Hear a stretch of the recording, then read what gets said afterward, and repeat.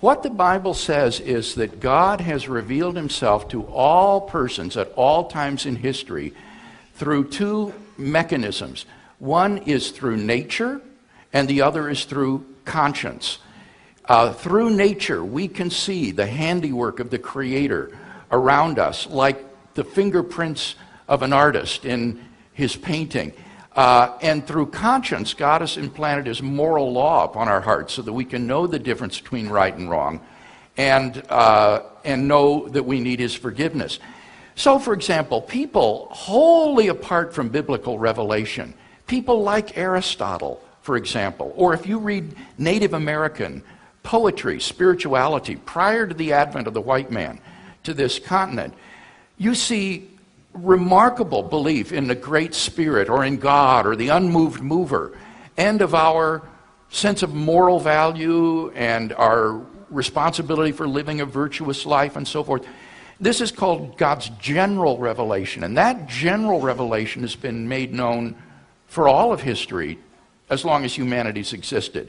And those who have only God's general revelation, the Bible says, won't be judged on the same basis as those who have his special revelation, which would be his revelation to Israel, and then through, ultimately, Jesus of Nazareth. So God is fair and will judge people based upon their response to the information that they have. So no one is lost. No one misses heaven, so to speak, due to the accidents of geography and history.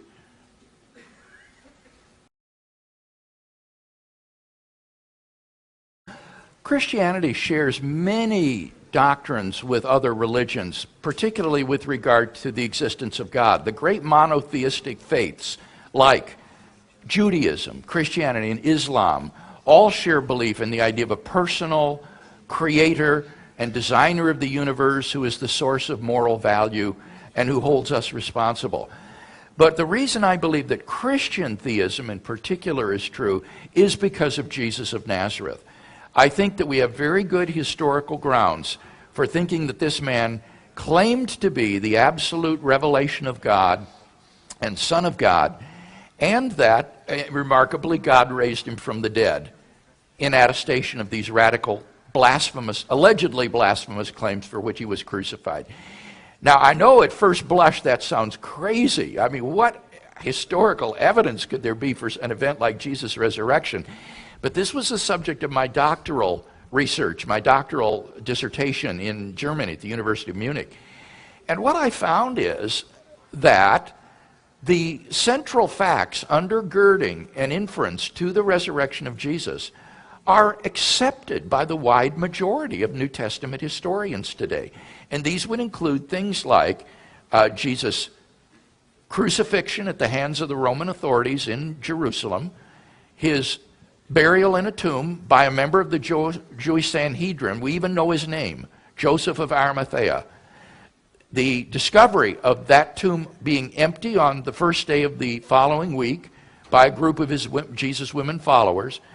Then various individuals and groups of people experienced appearances of Jesus alive after his death.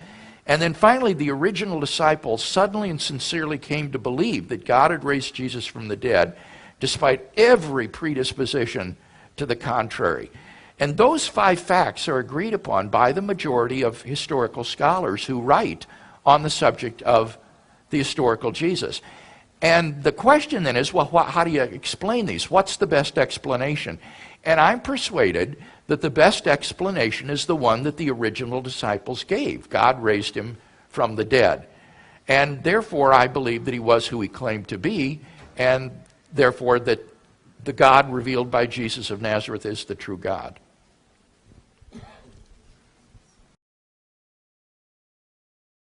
Well, the Bible teaches that God foreknows everything that happens. The New Testament has a whole vocabulary of Greek words with the prefix pro, P-R-O, like prognosos, for knowledge, pro-martureo, foretell, praorizo, foreordain. So the New Testament clearly teaches that God has foreknowledge of all these things that are going to happen. Now, the fatalist says that if God foreknows what you're going to do, then when the time arrives for you to do it, you're not free to do anything else because God cannot be mistaken. And since he has believed from eternity that you're going to do it, that means you're fated to do it.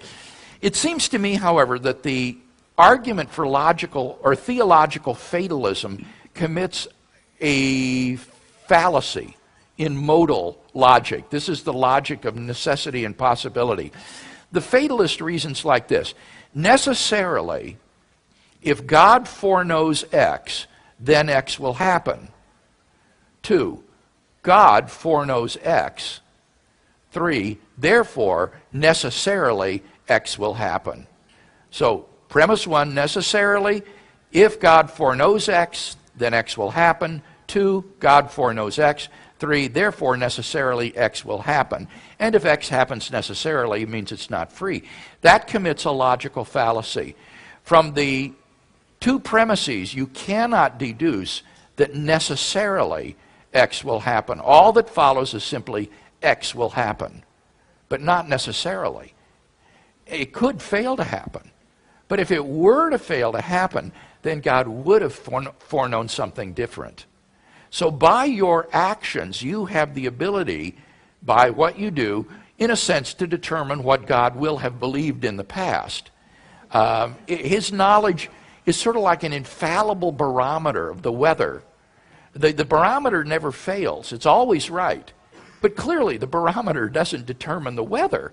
If the weather were different, the barometer would have been different. So the foreknowledge of God is like an infallible barometer, and you're free to do whatever you want, but you're just not free to fool the barometer. God knows whatever it is you do. So your action is logically prior to what God foreknows, but his foreknowledge is chronologically prior to what you do. That was great. Thank you. Sure.